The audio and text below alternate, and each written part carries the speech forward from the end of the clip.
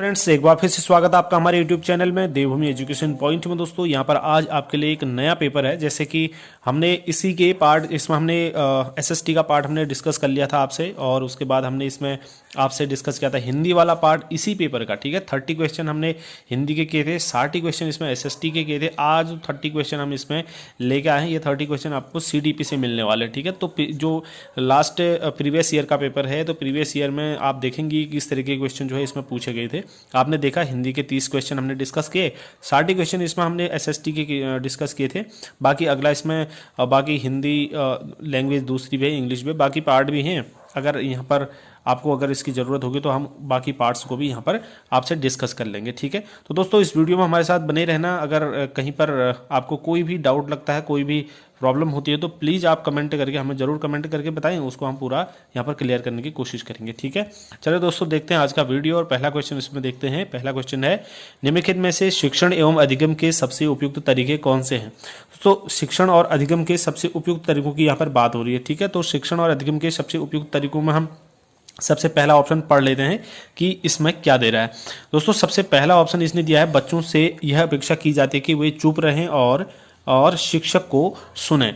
दोस्तों देखिए, आज की जो एजुकेशन पॉलिसी है उसके अंतर्गत शिक्षा में केवल एक ही दिशा में नहीं होना चाहिए। ठीक है, अधिगम या शिक्षण की जो प्रक्रिया है वो दोनों दिशाओं में होना चाहिए। देखिए, शिक्षक की तरफ से भी प्रतिक्रिया होनी चाहिए और शिक्षार्थियों की तरफ से भी प्रतिक्रिया होनी चाहिए।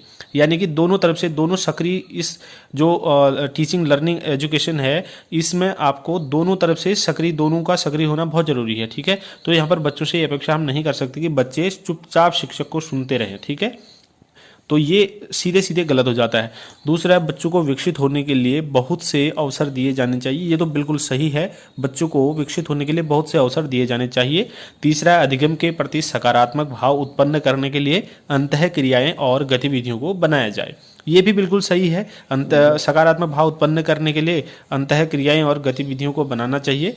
तो ये भी सही है। तो इसका मतलब हमारा आंसर यहाँ पर हो जाएगा ऑप्शन सी। बी और सी ये दोनों सही है। दोस्तों देखिए, यहाँ पर आपको ये पेपर जो है दोनों में देखने को मिलेगा, हिंदी और इंग्लिश दोनों लैंग्वेज में। और यहाँ पर आंसर पहले से क्लिक किए हैं, इसके लिए माफ़ी चाहते हैं, क्योंकि जब ये इसकी आंसर की आई होगी तो उस समय इसमें आंसर्स क्लिक कर दिए होंगे पहले ही, तो इस वजह से आपको इसमें आंसर पहले से ही टिक किए हुए दिखाई दे रहे हैं। ठीक है, मार्क किए हुए। तो दोस्तों इसमें आप दूसरा क्वेश्चन देखते हैं। एक उपागम बच्चों की समझ और ज्ञान के सक्रिय संज्ञानात्मक सृजन पर बल देता है। दोस्तों, संज्ञानात्मक जहाँ पर आ जाता है तो वहाँ पर हमारा ध्यान सीधे पियाजे पर चले जाता है। ठीक है, तो एक उपागम बच्चों की समझ और ज्ञान के बारे में बता रहा है, तो यहाँ पर बात बता रहा है वो सक्रिय के लिए। ठीक है, तो सक्रिय बता रहा है, तो कॉग्निटिव कंस्ट्रक्शन के लिए बात कर रहा है, तो उसमें हम पियाजे के सिद्धांत हमारा सीधे सीधे आंसर हो जाता है। दोस्तों, आप जानते हैं पियाजे के सिद्धांत को हमने परसों इससे पहले हमने जो वीडियो अपलोड किए थे उसमें भी पियाजे के सिद्धांतों के बारे में बताया था। पियाजे ने बाल विकास के 4 अवस्थाएं दी हैं, 4 ये अपने सिद्धांत में। उन्होंने जो है सबसे पहला जो है उन्होंने बताया था कि बालक की जो जन्म से 2 साल तक की जो एज होती है उसको उन्होंने संज्ञानात्मक या इंद्रियगामक अवस्था उसको बताया था। उसके अंतर्गत जो है आप देख सकते हैं, जो 0 से 2 साल तक के बच्चे होते हैं उनमें किस तरीके की इंद्रिय की कार्य करने की क्षमता होती है। ठीक है, वो केवल अपनी इंद्रियों के इंद्रियगामक उसमें, जैसे कि नाम से ही आपको लग रहा है ना, इंद्रियों के आधार पर उनको भूख लगेगी, उनकी इंद्रियां उनको डायरेक्शन देंगी कि भूख लगी, और वो रोना शुरू कर देते हैं। ठीक है, और किसी भी तरह की कोई परेशानी होती है उनको, वो इंद्रियों के आधार पर ही काम करते हैं, अपने इंद्रियों के आधार पर। ठीक है, तो उसके बाद दूसरी अवस्था इन्होंने बताई थी पूर्व संक्रियात्मक, तीसरी मूर्त संक्रियात्मक, और चौथी औपचारिक संक्रियात्मक, या इसको अमूर्त संक्रियात्मक भी कहा जाता है। ठीक है, ये 4 अवस्थाएं दी थी, जिसमें हमने इसके पहले वाले वीडियो में डिस्कस किया था, आपको पता होगा। अगर आप इसमें फिर से वीडियो चाहते हैं तो हम इसका पूरा एक वीडियो बना लेंगे। ठीक है, चलिए आगे देखते हैं। अगला क्वेश्चन है, एक विद्यार्थी एक परीक्षा के लिए पढ़ता है क्योंकि उसे उस पाठ्यक्रम की विषय वस्तु आनंददायी लगती है। दोस्तों, कोई विद्यार्थी है वो उस परीक्षा के लिए पढ़ता है क्योंकि उसको उस विषय की जो विषय वस्तु है वो अच्छी लगती है। ठीक है, तो विषय वस्तु अच्छी लगने के लिए देखिए, अगर हम हैं कोई चीज़ को हम पढ़ रहे हैं, कोई बुक पढ़ रहे हैं, या कोई भी पाठ्यक्रम या कोई भी हमारे पास सिलेबस है, उसको हम पढ़ने में आनंद आता है किसी भी सब्जेक्ट को, तो हम खुद ही जो है अंदर से खुद ही हम क्या हैं, अभिप्रेरित हैं। ठीक है, तो सेल्फ मोटिवेटेड हैं। हमको आनंद इसीलिए आता है जब हम आंतरिक रूप से भी प्रेरित होते हैं, मोटिवेटेड होते हैं, तो तभी हमको जो है उस चीज़ में आनंद आने लगता है। तो इसका सही आंसर यहाँ पर हो जाता है आंतरिक अभिप्रेरणा। ठीक है, अगला क्वेश्चन देखते हैं। अगला क्वेश्चन है इंडिविजुअलाइज्ड एजुकेशन प्लान व्यक्तिगत शिक्षण योजना एक लिखित कथन है जो कि ऐसे विद्यार्थियों के लिए एक कार्यक्रम है जो, दोस्तों देखिए, ये विशेष आवश्यकता वाले जो विद्यार्थी होते हैं उनके लिए ये कार्यक्रम है इंडिविजुअल एजुकेशन प्लान। ठीक है, जिसको व्यक्तिगत शिक्षण योजना कहते हैं। देखिए, विशेष आवश्यकताओं वाले बालक, हम जानते हैं बालक कोई भी बालक होते हैं, प्रत्येक बालक की जो आवश्यकताएं होती हैं, सीखने की स्थिति होती है, सीखने की दर होती है और किसी भी कार्य करने की जो क्षमता होती है वो सभी में अलग अलग होती है। ठीक है, तो इंडिविजुअल डिफरेंस के आधार पर हम कह सकते हैं कि प्रत्येक बालक में सीखने की विशेषता, क्षमता और सारी जो भी कौशल होते हैं तो वो सारे अलग अलग होते हैं। तो यहाँ पर जो इंडिविजुअलाइज्ड एजुकेशन प्लान है वो विशेष आवश्यकता वाले विद्यार्थियों के लिए बनाया गया है। ठीक है, चलिए, यानी कि उनकी जो उनमें विशेषता है उसी के अनुसार उनको आवश्यक सामग्री दी जाए और एजुकेशन दी जाए। ठीक है, इस चीज़ का प्रबंध करना इसके अंतर्गत आता है। अगला है इसमें ADHD बच्चों की विशेषताएं हैं। दोस्तों, ADHD बच्चों की विशेषताएं क्या है? तो दोस्तों इसका राइट आंसर देखिए यहाँ पर। हाँ, सबसे पहले हम इसकी फुल फॉर्म देख लेते हैं। ADHD से क्या होता है? इसका मतलब होता है अटेंशन डेफिक्ट हाइपर एक्टिविटी डिसऑर्डर। ठीक है, डी से डिसऑर्डर। तो दोस्तों यहाँ पर आप देख पा रहे हैं जैसे कि इसके नाम से ही आपको दिखाई दे रहा है, ये एक कह सकते हैं इसको एक बीमारी है लगभग। तो ये बचपन से ही शुरू हो जाती है। ठीक है, और ये बच्चे की बड़ी उम्र होने तक ये जारी रह सकती है बीमारी अधिकतर। तो इसमें क्या होता है, बच्चा ध्यान केंद्रित नहीं कर पाता है। ठीक है, ध्यान केंद्रित नहीं कर पाता है और ये लंबे समय से चली आ रही एक ऐसी स्थिति है जिसमें ये तीनों चीज़ें शामिल हैं लगभग, जैसे ध्यान केंद्रित नहीं कर पाना है, अति सक्रियता है, हाइपर एक्टिविटी या आवेगशीलता। तो ये चीज़ें होती हैं। तो इसमें देखिए आप, जो बच्चा इस तरह का होगा वो ध्यान केंद्रित नहीं कर पाएगा, जिसमें ये बीमारी होगी तो ध्यान केंद्रित नहीं कर पाएगा और उसमें हाइपर एक्टिविटी होती है। हाइपर एक्टिविटी की वजह से वो एक स्थान पर नहीं बैठ पाता है। आपने देखे हुए कई ऐसे बच्चे होते हैं समाज में, तो जो चंचल प्रवृत्ति के होते हैं, एक जगह पर बैठ नहीं सकते हैं, कुछ ऐसी ध्यान केंद्रित नहीं कर पाते हैं, एकदम से इम्पल्सिव नेचर के होते हैं। तो ये चीज़ें हैं, तो यहाँ पर ऑप्शन सी यहाँ पर सही है। अगला क्वेश्चन देखते हैं, नर्तक एवं खिलाड़ी अच्छे होते हैं कौन सी बुद्धि में? ठीक है, तो जो नर्तक होते हैं, जो डांसर होते हैं और जो प्लेयर्स होते हैं, एथलीट्स होते हैं, वो उनकी जो बुद्धि होती है वो किस में होती है? तो वो शारीरिक गत्यात्मक, क्योंकि जो डांसर होते हैं उनका कार्य जो है अपनी बॉडी से डांस दिखाना होता है, बॉडी के पार्ट्स को यूज करके डांस दिखाना होता है, और खिलाड़ियों का भी यही कार्य होता है अपनी बॉडी से। तो शारीरिक गत्यात्मक बुद्धि में अच्छे होते हैं। चलिए, अगला क्वेश्चन है, विकास की किस अवस्था में अमूर्त आदर्शवादी एवं तार्किक चिंतन प्रतीत होता है? दोस्तों, हमने जैसे कि बताया, पियाजे ने 4 अवस्थाएं बताई थी। ठीक है, उन 4 अवस्थाओं में हमने चर्चा की थी। सबसे पहला बताया था हमने संवेदी या इंद्रिय गामक बोला था, इंद्रियों से। दूसरा हमने बताया था प्राक संक्रियात्मक, तीसरा मूर्त और चौथा औपचारिक। देखिए यहाँ पर, हाँ, 4 के 4 यहाँ पर दिए गए हैं। संवेदी 0 से 2 होता है और ये 2 से 7 होता है, और ये तीसरा 7 से 12 और 12 से ऊपर को, 12 वर्ष से ऊपर को औपचारिक संक्रियात्मक हम यहाँ पर कहते हैं। दोस्तों, औपचारिक संक्रियात्मक जहाँ पर अमूर्त रूप से बालक सोचने लगता है और विभिन्न चीज़ों में विभेद करने लगता है। ठीक है, तो ये सारी चीज़ें जो है चिंतन करने लगता है, तो ये सारी चीज़ें जो है उसके औपचारिक संक्रियात्मक के अंतर्गत आती हैं। चलिए, अगला क्वेश्चन देखते हैं, निम्नलिखित में से किस अधिगम सिद्धांत द्वारा पुरस्कार और दंड किसी व्यक्ति के विकास को दिशा देता है? दोस्तों, जैसा कि आप देख पा रहे होंगे यहाँ पर स्किनर का अधिगम सिद्धांत है। ठीक है, जहाँ पर अधिगम में पुरस्कार और दंड की बात आती है या पुनर्बलन का आता है, तो हमारा ध्यान सीधे स्किनर पे जाता है अधिकतर। ठीक है, तो यहाँ पर स्किनर, इसका ये जो क्वेश्चन है इसमें ये पुरस्कार और दंड की बात करता है। दोस्तों, आप जानते हैं अगर कोई भी व्यक्ति या कोई बच्चा कुछ भी कार्य करता है या कोई भी जीव, तो उसमें अगर उसको आनंद की अनुभूति होती है तो उस काम को दोहराता है। ठीक है, अगर उसको वहाँ पर दुख की अनुभूति होती है तो उस काम को वो नहीं दोहराता है। स्किनर ने चूहे और कबूतर का एग्जाम्पल यहाँ पर दिया था। अगला है, यदि आप किसी बच्चे के विषय में विस्तृत जानकारी एकत्र करना चाहते हैं और तो आप किस अध्ययन विधि का प्रयोग करेंगे? तो दोस्तों इसका सही आंसर है, देखिए केस स्टडी। ऑप्शन ए में आप देख पा रहे होंगे केस स्टडी इसका सही आंसर है। दोस्तों केस स्टडी में जो है गुणात्मक विश्लेषण का एक रूप है ये, जिसमें किसी एक व्यक्ति, परिस्थिति या फिर संरचना का बहुत सावधानी पूर्वक या फिर हम कह सकते हैं पूर्णता के साथ अवलोकन किया जाता है केस स्टडी में। ठीक है, तो अब यहाँ पर जो है पूरी सावधानी के साथ और पूरी सभी परिस्थितियों का, ठीक है, तो इसमें पूरे उसका अध्ययन किया जाएगा। तो इसमें जैसे इसमें दिया है क्वेश्चन में कि परिवार का इतिहास, विद्यालय की पृष्ठभूमि आदि पर अध्ययन करने की विधि, तो ये केस स्टडी इसमें जो है इसका राइट आंसर हो जाएगा। अगला, माना आपके पास 500 रुपये हैं, आप बाजार जाते हैं और 150 रुपये की सब्जी, 250 रुपये के फल और 50 रुपये का दूध खरीदते हैं। आप बाजार में मोहन से मिलते हैं, उसे कुछ पैसे चाहिए, आप उसे कितने पैसे देंगे? देखिए कई बार हम क्या होता है, जब प्रेशर होता है एग्जाम का, तो उस समय हम केवल इतना ही प्रश्न पढ़ते हैं और उसके बाद हम इसको सीधे सीधे फटाफट जल्दीबाजी में सारे जोड़ जाड़ के घटा के कितने पैसे देंगे, 25 रुपये देंगे, निकाल के आंसर में देखते हैं अरे कहीं है ही नहीं भाई 25 क्या डाले। उसके बाद ये उदाहरण किसका है, जो क्वेश्चन दे रखा है, ये क्वेश्चन का फॉर्मेट जो दे रखा है, ये क्वेश्चन किस चीज़ को इंडिकेट करता है, ठीक है, तो किस पर आधारित है, तो ये उदाहरण किस चीज़ का ये बताना है। इसमें कैलकुलेशन कहीं पर करनी ही नहीं है। ठीक है, तो देखिए इस क्वेश्चन को समझना है। इसमें आपके पास 500 रुपये, आपने इतने रुपये खर्च किए, केवल आपके पास कितने रुपये बचे, 150, 200, 275, 475, यानी कि 25 रुपये आपके पास केवल बचे हैं।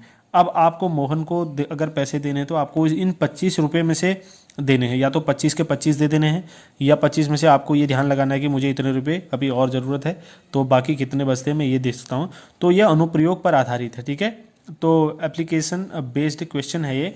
तो अगर आपने देखा कि इतने रुपए मेरे खर्चे हो गए, आपने इतना खुद प्रयोग करके देखा उस चीज़ को, तो अनुप्रयोगी आधारित प्रश्न है।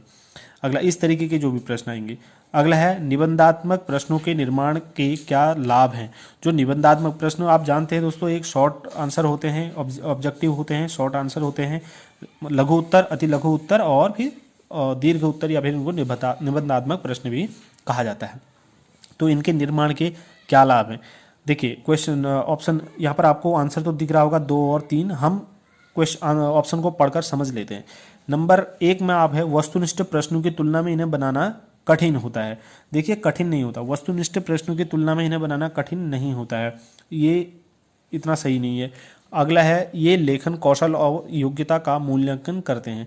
जाहिर सी बात है, कोई भी दीर्घ उत्तर वाला प्रश्न होता है उसमें विद्यार्थी को 3, 4, 5 पेजेस लिखने होते हैं, तो उसमें वो प्रत्येक टॉपिक पर हेडिंग बनाता है, उसको सजा के लिखता है, उसमें चित्रों का या फिर डायग्राम्स का उपयोग करता है, यूज करता है। ठीक है ना, तो इस तरीके से हम कह सकते हैं ये लेखन कौशल और योग्यता का मूल्यांकन करता है। ठीक है, उसके बाद ये चिंतन और समस्या समाधान कौशलों के अनुप्रयोग पर भी बल देता है। ये साफ साफ उत्तर इसका सही हो जाता है। तो हमारे आंसर इसके अकॉर्डिंग ऑप्शन सी सही हो जाता है। अगला क्वेश्चन देखते हैं, प्लस करिकुलर गतिविधियां क्या हैं। ठीक है, तो प्लस करिकुलर गतिविधियां दोस्तों, यहाँ पर ब्रेल का प्रयोग, अभिमुखीकरण एवं गतिशीलता, और उसके बाद दैनिक जीवन कौशल और संवेदी प्रशिक्षण, ये 4 के 4 जो है यहाँ पर प्लस करिकुलर गतिविधियां, यानी कि जमा पाठ्यक्रम, इसको सह पाठ्यक्रम गतिविधियां भी हम कह सकते हैं। ठीक है, तो प्लस करिकुलर गतिविधियां जो है ये मुख्य पाठ्यक्रम के पूरक के रूप में कार्य करती हैं दोस्तों। ठीक है, इनको हम सह पाठ्यक्रम गतिविधियां भी कह सकते हैं, जैसे कि मैंने अभी बताया। तो यहाँ पर इसका सही आंसर सी हो जाएगा। अगला क्वेश्चन देखते हैं। अगला है कथन और कारण वाला है ये दोस्तों। इसमें नंबर 1 में दिया है, कथन में दिया है, परीक्षा के दौरान व्यक्ति दुश्चिंता का अनुभव करता है। तो दूसरा कारण में दिया है, मनोवैज्ञानिक दबाव वे कहलाते हैं जो हमारे मन में उत्पन्न होते हैं। अब देखिए, परीक्षा के दौरान व्यक्ति दुश्चिंता का अनुभव करता है और वैज्ञानिक दबाव वे कहलाते हैं जो हमारे मन में उत्पन्न होते हैं। दोनों अलग अलग हैं, यानी कि एक दूसरे से ज़्यादा रिलेटेड नहीं हैं सेम सब्जेक्ट से, लेकिन हम समझते हैं नीचे ऑप्शन में क्या दिया है। ए में दिया है एस और आर दोनों सही हैं, आर एस की सही स्पष्टीकरण है, ये गलत है। दोनों सही हैं लेकिन स्पष्टीकरण नहीं है। ठीक है, आर एस का, एस और आर दोनों सही हैं किंतु आर एस का सही स्पष्टीकरण नहीं है, ये सही है। आर सही है किंतु आर गलत है, ये भी गलत है। दोनों सही हैं, ये आर एस गलत और किंतु आर सही है, ये भी गलत है। तो हमारा आंसर यहाँ पर सीधा सीधा हो जाता है ऑप्शन बी। ठीक है, दोनों सही हैं, एस भी सही है, आर भी सही है, लेकिन इसमें से कोई भी किसी का स्पष्टीकरण नहीं दे रहा है। ठीक है, कोई भी किसी का स्पष्टीकरण नहीं दे रहा है।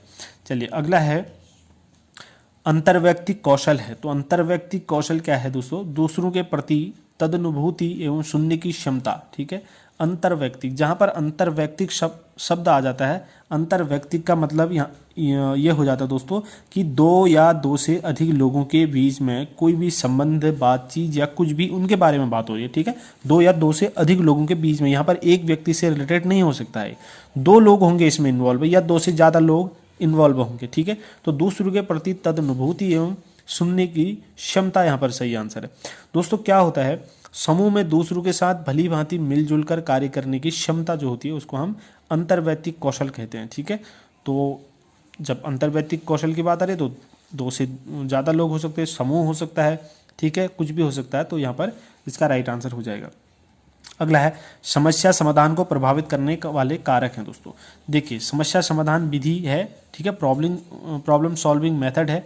इस मेथड में हमने आपको समझाया था कि एक समस्या होती है जो बच्चों को दे दी जाती है। ठीक है, उस समस्या का समाधान जो भी छात्र होते हैं वो खुद निकालते हैं। ठीक है, उनको कोई समस्या दे दी, उसका समाधान वो खुद निकालेंगे। अब देखिए इसको प्रभावित करने वाले कारक क्या क्या हैं, कौन कौन सी ऐसी चीज़ें हैं जो इसको प्रभावित कर सकती हैं। कार्यात्मक अटलता है, ठीक है, तो कार्यात्मक अटलता प्रभावित कर सकती है, मानसिक वृत्ति कर सकती है, समस्या का स्वरूप और प्रशिक्षण। ठीक है, तो किस तरीके से उनको प्रशिक्षण मिला हुआ है, समस्या का क्या स्वरूप है, किस तरीके की, किस नेचर की वो समस्या है, उसके बाद मानसिक स्थिति जो है उनको वो कर सकती है, और कार्यात्मक अटलता, कार्य पर उनकी कितनी रुचि है, कितना विश्वास और कितनी उनकी कार्य क्षमता है, ये भी जो है उसको प्रभावित कर सकती है। ऑप्शन सी सही है। ठीक है, चलिए अगला है आगमनात्मक तर्कणा किस प्रकार के चिंतन द्वारा प्रयोग में लाई जाती है। दोस्तों आगमनात्मक तर्कणा होती है, दूसरी होती है निगमनात्मक तर्कणा। ठीक है, तो ये किस प्रकार के चिंतन द्वारा प्रयोग में लाई जाती है? सृजनात्मक चिंतन के द्वारा। ठीक है, सृजनात्मक चिंतन के द्वारा लाई जाती है। अब आगमनात्मक तर्कणा होती क्या है? दोस्तों इस प्रक्रिया में प्रेक्षणों के आधार पर ज्ञात तथ्यों को जोड़कर अधिक व्यापक कथन निर्मित किया जाता है। ठीक है, जितने भी हमें ज्ञात प्रेक्षणों के आधार पर जितने भी ज्ञात हैं तथ्य, जितने भी ज्ञात तथ्य हैं उनको जोड़कर क्या किया जाता है, बहुत बड़े व्यापक स्तर पर उस कथन को या उसको बनाया जाता है। ठीक है, व्यापक स्तर पर व्यापक कथन बनाया जाता है, और इसका उल्टा हम देखेंगे तो निगमनात्मक तर्कण होता है। ठीक है, जो इससे काफ़ी भिन्न होता है। ऑप्शन की बात करें तो यहाँ पर ऑप्शन ए सही हो जाता है। अगला क्वेश्चन, निम्नलिखित में से कौन सा सामाजिक अभिप्रेरक नहीं है? तो सामाजिक अभिप्रेरक कौन सा नहीं है? भूख, प्यास, नींद की आवश्यकता, ये सारी सामाजिक उत्प्रेरक नहीं है। ठीक है, ये इंसान की देखिए उपलब्धि की आवश्यकता होती है, सामाजिक अभिप्रेरक है। अनुमोदन की आवश्यकता, संबंधन की आवश्यकता, ये सारी, लेकिन भूख, प्यास, नींद इंसान के स्वयं के लिए होती है।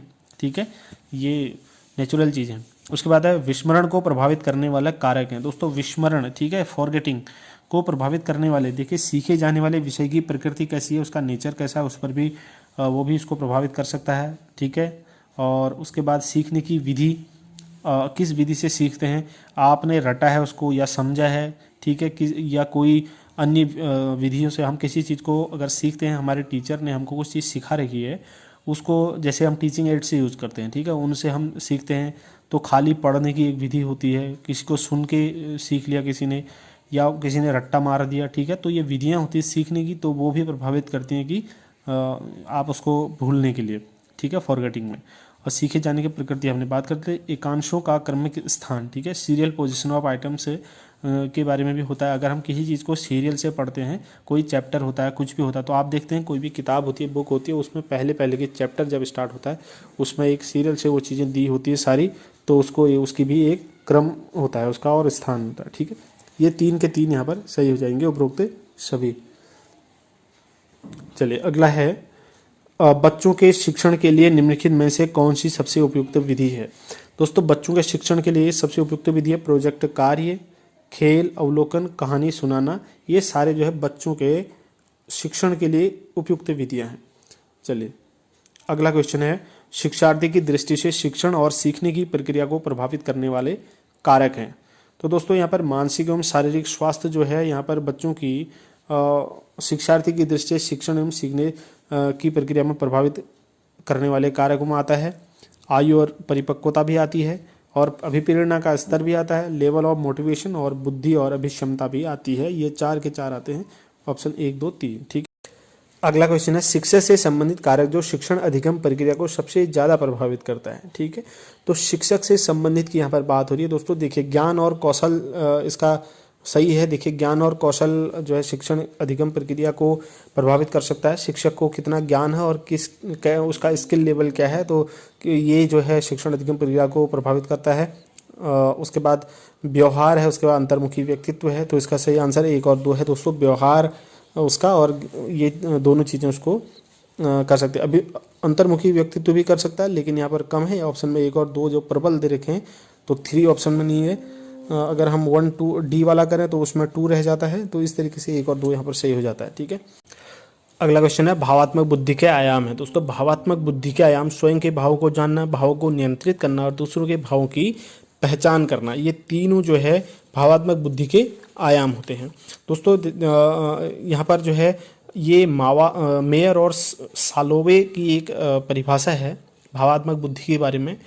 इनके अनुसार भावात्मक बुद्धि भावनात्मक और बौद्धिक विकास को उन्नत करने की क्षमता होती है। ठीक है, भावात्मक बुद्धि क्या होती है? मेयर और सालोवे ने कहा है कि भावात्मक बुद्धि भावनात्मक और बौद्धिक विकास को उन्नत करने की क्षमता होती है। तो हम कह सकते हैं यहाँ पर आंसर क्या होने वाला है हमारा, ये 3 के 3 सही है। ऑप्शन बी, स्वयं के भावों को जानना, भाव को नियंत्रित करना और दूसरों के भावों की पहचान करना। ठीक है, अगला क्वेश्चन है निम्नलिखित में से कौन सा प्रमाणीकृत परीक्षण है? तो कुंडर पसंद रिकॉर्ड जो है प्रमाणीकृत परीक्षण है। ठीक है, अगला है BF स्किनर के अनुसार बच्चों में भाषा का विकास परिणाम है। दोस्तों BF स्किनर ने पुनर्बलन के बारे में पहले बात की थी। उसने अनुक्रिया अनुकरण के बारे में उसने बात की थी, जैसे कि हमने बहुत डिस्कस कर लिया इस पर पहले भी और आज के वीडियो में भी। अगला है जब आर्किमिडीज नहाने के टब में था तब उसने अपनी समस्या का समाधान पाया। यह सृजनात्मकता की प्रक्रिया के किस चरण के अंतर्गत आता है? तो ये प्रदीपन यानी कि इल्यूमिनेशन के अंतर्गत आता है। ठीक है, इल्यूमिनेशन के अंतर्गत, प्रदीपन के अंतर्गत। चलिए अगला क्वेश्चन है आर्किमिडीज का सिद्धांत तो आपको पता ही होगा, साइंस के स्टूडेंट जो है तो। ठीक है, अगला क्वेश्चन है एक परीक्षण जिसको एक नई सूचना को ग्रहण करने की क्षमता को जांचने के लिए बनाया गया है, जिसके द्वारा मुख्य रूप से भावी कार्य निष्पादन का अनुमान लगाया जा सके। इसका संबंध किससे है? अभिक्षमता परीक्षण से इसका संबंध है। ठीक है, अभिक्षमता परीक्षण से। अगला क्वेश्चन है एक सृजनवादी कक्षा में एक शिक्षक क्या है दोस्तों? एक सृजनवादी कक्षा में एक शिक्षक एक प्रजातांत्रिक अधिगम समूह का नेता होता है। ठीक है, देखिए प्रजातांत्रिक शब्द यहाँ पर आया है। ठीक है, तो प्रजातांत्रिक समूह का, एक प्रजातांत्रिक अधिगम समूह का नेता होता है। चलिए अगला इसके बाद है अध्येता केंद्रित उपागम संदर्भ देता है। अध्येता केंद्रित उपागम जो है सीखने वालों की क्षमताओं का, सीखने के तरीकों का संदर्भ और संस्कृति का 1 2 3 इसका सही आंसर है। आप आंसर में देख पा रहे होंगे ये आंसर सारे जो है हमने जब आंसर की आई थी उस समय क्लिक किए होंगे, तो इस हिसाब से इसमें टिक आपको देखने को मिल रहे, मार्क किया हुआ। उसके बाद है सिगमंड फ्रायड द्वारा व्यक्तित्व के किस सिद्धांत का प्रतिपादन किया गया? तो ये मनोविश्लेषणात्मक सिद्धांत था। ठीक है, तो इस पर हमने पहले ही बात की है सिगमंड फ्रायड के बारे में, इनका किस तरीके से इन्होंने बात की थी, कब इसको प्रतिपादित किया था और सिगमंड फ्रायड का जन्म कब हुआ था। ये सारे क्वेश्चन पर हम पहले डिस्कस कर चुके हैं दोस्तों। ठीक है ना, चलिए अगला है एक प्रभावी शिक्षण सामग्री वह है जो, ठीक है ऑप्शन ये 30 नंबर का क्वेश्चन देख लेते हैं। एक प्रभावी शिक्षण सामग्री वह है जो सभी मानसिक और शारीरिक शक्तियों को सक्रिय करे। ठीक है, तो शिक्षण सहायक सामग्री आप देखते हैं, शिक्षण के दौरान जो भी आप सामग्री यूज करते हैं तो उसको हम शिक्षण सहायक सामग्री कहते हैं। ये सभी मानसिक और शारीरिक शक्तियों को सक्रिय करे, ऐसी शिक्षण सामग्री होनी चाहिए जिसको हम प्रभावी शिक्षण सामग्री कह सकते हैं। दोस्तों ये 30 क्वेश्चन थे, ये जो आए हुए थे पहले के पेपर में। ठीक है, तो इसमें से देखिए हमने फटाफट इसके आंसर आपको बता दिया, आपको पता चल गया कि किस तरीके के क्वेश्चन आते हैं यूट्रेड में, CDP में। ठीक है, तो बहुत सारे आपको पहले भी करा चुके हैं, प्रैक्टिस सेट कंटिन्यू चलते रहेंगे दोस्तों। तो यहाँ पर आज का ये वीडियो आपको अगर लगा कि आपके लिए फ़ायदेमंद है, आपके लिए इम्पोर्टेंट है, तो प्लीज़ वीडियो को लाइक ज़रूर कर देना यार, लाइक नहीं करते हो आप लोग। ठीक है, लाइक ज़रूर कर दीजिए, हो सके तो शेयर भी करें बाकी लोगों तक। ठीक है, और चैनल को सब्सक्राइब कर लीजिए इसी तरह वीडियोज़ देखने के लिए। मिलती है अगले वीडियो में, तब तक के लिए ढेर सारी शुभकामनाएं, धन्यवाद।